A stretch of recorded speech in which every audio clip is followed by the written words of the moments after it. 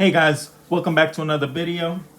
If you're wondering what this huge pile of cards is, well, I decided I'm going to recap my month of January show pickups. So I basically did 4 shows in January, starting with the H-Town show on the first week of January, followed by the Dallas card show, then the Hyatt Regency Conroe show, and then just this weekend the TriStar show. So within those 4 shows, lumped up into 1 month, you better believe there was going to be a lot of pickups. So I'm going to try to start with the H-Town shows, which is this stack here, and go over some of the pickups. Maybe I'll go into some of the ways I picked it up, the transactions. If I can recall, they're all starting to feel like a blur, but this one in particular was a very cool transaction. There was a gentleman who was trying to trade off a lot of his modern cards, and he was trying to get into the vintage realm. And he picked up one of my Mickey Mantles that was really nice. And he traded off some of these cards. He had a nice book bag full of nice things, and he offset the rest with cash for the Mickey Mantle. It was a 52 Bowman Mickey Mantle in a 5 to be exact. So it was a really nice card. And I was really happy with this Kelsey autograph. This is number to 100 there. So this one, there's not too many out there of. And with the foil finish to get a grade 9, that's a really good grade for this one. It's his rookie, and they're in the Super Bowl right now. That was in the first month of January. So this card has probably been upticking since, and hopefully he's not going to retire after this year. Another one in this pickup is someone that I think is a little undervalued now. This is Corbin Carroll's Expectations card. This one's numbered to 25 over here. So the gentleman, he would rip a lot. He would pick up stuff that he thought was of good values. He would prospect players. And I guess he was unloading Corbin Carroll on the low, but a nice one. I'm doing a show in Arizona with my buddy George Diamond Yard. So I figured this is a good pickup. It might move over there, so why not get into that one? And then I picked up this Albert Pujols in a PSA 10 refractor. Gorgeous picture here in the St. Louis days. I just love this card. Whether I keep it or sell it, it doesn't matter. I'm going to put a hefty tag to where if people don't want to pay for it, then that just means I'm keeping it. So I love this card. Another few pickups I did in that show, I'm going to try to run through them quickly, was Michael Vick. I love me some Michael Vick. Back in the days when he used to be on my fantasy league, destroying players, and also when I played Madden, you always wanted Michael Vick on your team. This one's numbered to 50. Picked up a sweet Mike Schmidt autograph from someone. He had it in this arena slab, but, you know, I just picked this up for whatever it goes for raw. Picked up a sweet Ernie Banks autograph here on card. Love that one. Then this lady came by. She worked for the TriStar company, and she sold me a few of her autograph rookie, well, not rookie cards, but some of them were rookies. Namely, this one, Ricky Henderson, and a Fleer card. I love this one. Juan Marichal in his rookie card. Gotta love that one. And then LaDainian Tomlinson in his rookie card. So I was able to work this deal with her, and I was happy to pick these up. She had a book bag full of like 20 cards, but some of them she was a little high on. So these were the ones I was okay with giving her her ask. Following that, I would say, let me see. This here is, I think, the Dallas card show pickups. Let me go through this stack here. It's a gentleman that came up to me with all these nice low parallel cards. So I decided to pick up these. Shohei Ohtani. This one's numbered to 25, as you can see. Can never get enough Shohei Ohtanis. I figured I'd pick up some Ronald Acuna's on the low. His autographs. This one I believe is numbered. Let me see. Where is this? Oh yeah, it's hand numbered there, 9 out of 10. This one's also numbered, I think, to 25 right there. And then Jackson Churio, which is also numbered, at 150 there. So it seems like a lot of people are trying to move their Ronald Acuñas, which I didn't mind picking up because if he comes back to his form, he's a top 3-5 player in the league. Here's another numbered one I picked up. Jose Altuve. This is nice because I love the fact that it's a game used uni, but you can see the dirt on the patch there. So that's pretty cool. It's numbered to 149. This is going to serve for my autograph collection that I'm working on. All the Hall of Famers. Didn't have a Jim Rice. This one's numbered to 50. And then John Smoltz, numbered to 35. Picked these up probably for like $60 altogether. He was a little high on this one. And this one, he was almost at comps. But yeah, it was like 60. I did good on that one. I really enjoyed picking this one up. I love these first cards of players like Ricky Henderson. This is like owning the Bowman version. And this one's in really nice condition. Might consider sending this off. Had to pick up JB for my Knicks on-card autograph. Definitely love that one. I don't think this is numbered, but yeah, definitely when it's on card, you got to go with that. Pick this up from someone who sold it to me. It's a grade 6 Nolan Ryan rookie, off-centered as you could tell. He was a little high on his ask, but we were able to come to a reasonable agreement. So can't have enough Nolan Ryan rookies being out here in Dallas. And then this one was a cool little lot. Someone had some high-end PSA slabs here. Jim Cott in an 8. Tony Oliva in an 8. Ron Santo. I'll be at the National, so this will probably be nice over there in an 8. And then Tim McCarver rookie in an 8.5. These are all sweet.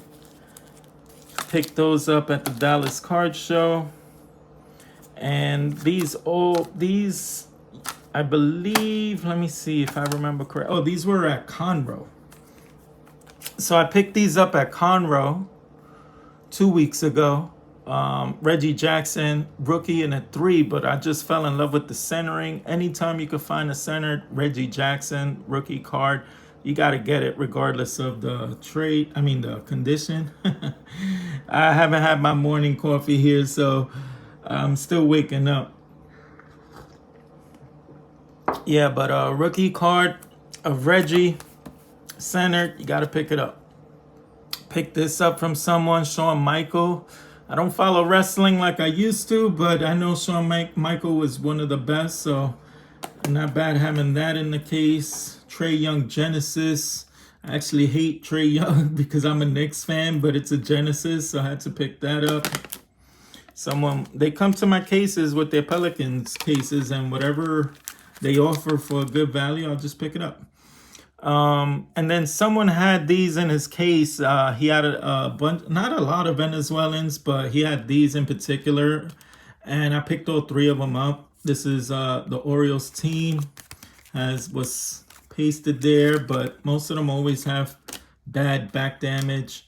This is authentic, so let's see what's wrong. This one is clean. The reason why it's authentic is probably because it didn't meet the measurements, which is fine with me because it still presents well. This one presents really nice, but it got a 1 obviously because of the back is all roached up. But the Vennies, there's a lot of people that ask me for Vennies sometimes, and I don't have anything to show them, so it's always nice. And then when you got one with these 2, Sandy Koufax, Juan Marichal, Willie Mays, Frank Robinson, can't go wrong with those.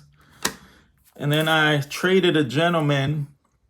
I gave him cash and a Roberto Clemente card. He was in love with the centering on that card, so he traded me this Mordecai Brown portrait card in a 3. And could not be giddy enough to pick this up. I think I gave him like 6 or 600, I think it was, plus the card. So I was really happy with that. And then this was in a trade night. I never not do trade nights because you just never know what you're going to come upon. There was someone that did the TriStars or whatever. He got these signed. He works for TriStar actually, so he gets these at like rock bottom prices to get him to sign his cards. So this is Shea, probably gonna win the MVP this year, and Sangoon in a silver rookie card. I love that he used the white marker. I really enjoyed picking these up at the trade night. And then I picked these two up, which I was surprised. Every time I pick up some old stuff at the trade nights, I'm shocked. But this one in particular is a cycle back. And as you could tell, it does have a pinhole there, but this was more about picking up the back, and it's not roached up other than the pinhole, and it's in a decent place. I mean, looks like he took a plug to the head, but I mean, it's not the worst case scenario when it comes to eye appeal. And then this Tattoo Orbits, Billy Herman. And this is my favorite one because I picked this one up.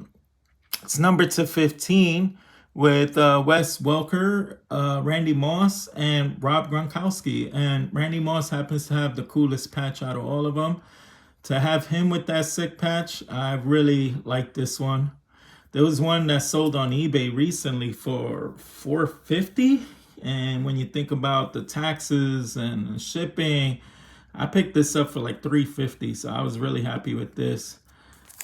And then, okay, so then that leads up to, I picked this up, love this one.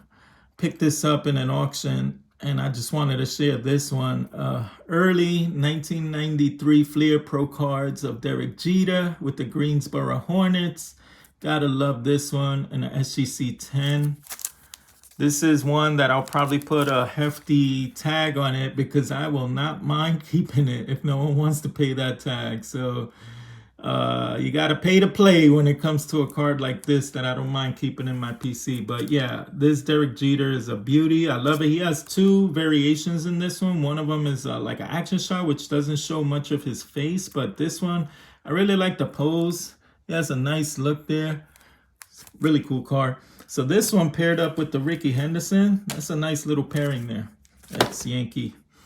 So, okay, so before I went to the TriStar show, I met up with an old timer I met at Conroe. And the guy was like 80. So he was like, it was time to let go of some of his collection. Met up with him and I picked up a few stuff from him. I'll just go over them really quickly. These Z-Nuts were part of it. He gave me this little package of Z-Nuts for like $1.50. And most of these players you'll never hear of, but the Z-Nuts usually has like really cool cards of like Joe DiMaggio and stuff like that from the Seals. And if you pick up a name player in these, they're worth a ton of money, especially if they still have the tab on it. But these are the first times I own Z-Nuts, and I think they're pretty cool because they're very rare and unique. Not everyone has these.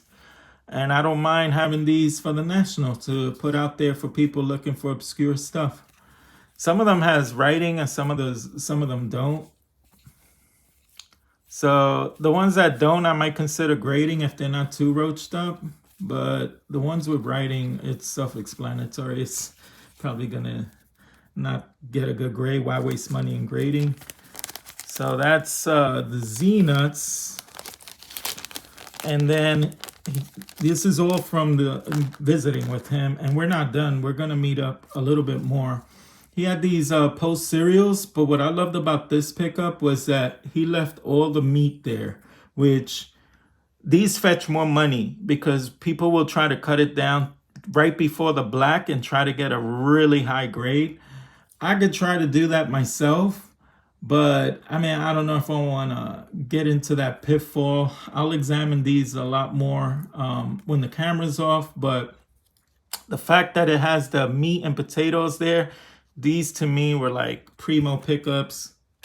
And then he had a few T205s here. Mainly commons, but there are two cards that are pretty cool within this little lot of T205s. Two of them in particular. These two right here. This is a cycle back, which is a nice one. And this is a brown sweet caproll, which As you could tell, red is the norm, but when you find the brown ones, those are a little bit rarer. So it's not to the extent of like the T206 backs, but yeah, people do chase some of the rare backs. So these two are pretty cool to have been part of the lot. I did pick up a T205, but I showed someone that's a big T205 collector that constantly visits me to see if I pick up new stuff, and I had one he didn't have, so he picked that up. He had a 1.5 Hank Aaron, which presents nicely, so I didn't mind picking this one up. He had a bunch of other cards, but they weren't in the greatest condition. They were well loved. He happened to have this Joe Adcock, which is a high number, so this will be going into my high number collection, well, my whole collection, but scratching off another high number, especially in a 4, is a great find. So this one, and the centering is pretty decent. It does have a tilt, but it's got good meat on all 4 sides, so, or nice chunk of white showing. He had these exhibit cards. He gave me these for next to nothing, like a few dollars each one, so I didn't mind picking them up. Even I might research some of these guys, keep maybe 1 or 2 and put out the rest. I think he's a heavyweight champion or a wrestler or something. He told me a few things about some of them because he knows about them. He followed them. He was big into boxing. We had nice conversations about boxing. These are, I believe, fine pens. Chicago White Sox, 1936. Dolph Camila. Some of these I have to look up to see how obscure or, sought after some of them may be, if there's any variations. But for the most part, I doubt it. So he gave me these for a decent price. Figured these will be nice for the National, where people look for obscure stuff. And then let's get into the show. So at the show, I had someone walk up to me, and he was a major Dan Marino collector. So it was time that he let go of some of his Dan Marino. Shout out to Bradley Claus, who's a big Dan Marino. I might have to send you one of these for next coming Christmas. And Jeff Bagwell was his other PC guy. So I picked up a bunch of Jeff Bagwells and Dan Marinos, and we did a trade. So he picked up a whole bunch of slabs at like $30 on average, and he picked up like 20 slabs from me, and I picked up these Dan Marinos and Jeff Bagwells. And what's funny is I did not have Jeff Bagwell as part of my Hall of Fame autographs. All of these were numbered, by the way.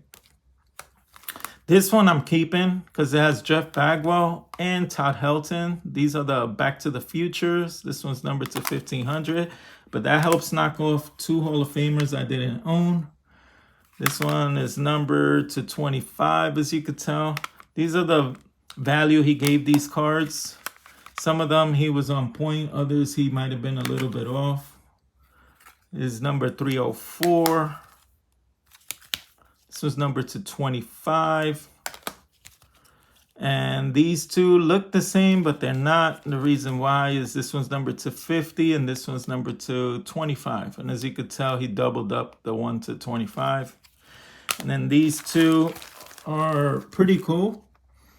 Dan Marino here from Upper Deck, numbered to 2,800. And then this one here, numbered to 2,500. So I'm pretty sure Bradley Claus has these already, and these are like ho-hum to him, but to me, I thought these were so cool. And one thing I noticed in pricing Dan Marino cards, autographs, is they are sorely undervalued because this man was so good, so good, so good, so good. And I couldn't believe some of the prices you could have, these valuations I came for were not that pricey. And then these I bought at the show. I bought these to knock off some names in my 52 set. Some of these are going to serve as upgrades. I think these 4 and these 4 I didn't have. So check off 4 names plus the Joe Adcock. As a Knicks fan, had to pick up OG Anunoby rookie autograph. Willie Mays in a 6 with nice centering. Gotta love that. As a Yankees fan, picked up these two, Austin Wells and Luis Hill. This one's number, what is it, number 2? Oops. Sorry, I'm all jitter fingers right now. 199. And then I came across a dealer who had these in his case, so I had to pick these up. Walter Johnson, Tim Keefe, Allen and Ginter in a 2MK. The MK is a stamp, which is, I'll take the stamps over, you know, someone scribbling, you know, whatever. But I definitely really love this one. And then I got Rogers Hornsby with a sweet action shot in a Willard's chocolate. Gotta love that Raja swing there with all front load, trying to get that maximum power going for a 440 season. I picked this one up here in a trade. So this one was a long process. I thought back to how this came to be, and it started all the way in H-Town, I believe it was, where I picked up a perfectly centered Mickey Mantle. And then at Dallas, that Mickey Mantle got included in a trade for Aaron Judge rookie card autograph. Then that card went into a Paul Skeens trade and some money. Then I used that money to pick up a second Paul Skeens. So now I had 2 Paul Skeens autographs. And then someone wanted those 2 Paul Skeens autograph and traded me for this. And I put in $200. So, because my Paul Skeens were about $1,000 and this was around 12. So I put in $200 to get this. So yeah, this with, where's Kelsey? I'm probably going to give the bad juju to all the Philadelphia Eagles fans. But yeah, I got the tandem here within the month. So that's pretty cool. I picked up this from the same person who traded me the Mordecai Brown. So he came back looking for me at that show because he was happy with the deal. He unloaded these two, Enos Slaughter, Johnny Mize in a 5.5, and Lefty Grove and Bobby Doerr. And then, oh yeah, this is the last one I picked up from someone. I think he traded me. And this is out of 10. So I was more than happy to get a low parallel and CJ Stroud, even though it is Ohio State. A gold prism, and I can't remember what I traded him. Like I said, it's all a blur. This has not kicked in yet. I still gotta work on this, but yeah, sorry for the long video. This is my recap to 4 shows in January. I need to rest now. February, I only have a San Antonio show, which I'm doing, unless something else pops up. But I've been saying no to all these other shows that people have been asking me if I wanted to do it with them, because I need to rest. I am exhausted. I took the day off today because I just could not work today. Everything was shot. So, yeah. With that being said, I'm gonna conclude this video. Hope you enjoyed it. I hope you enjoyed the eye candy. That's the reason why I decided to do this, is because there was so much variety in eye candy. Why not share it with you? So until the next one, I'm gonna wish everyone happy hunting when it comes to cards. I want everyone to stay safe, be blessed, and I will see you on the next one. Bye.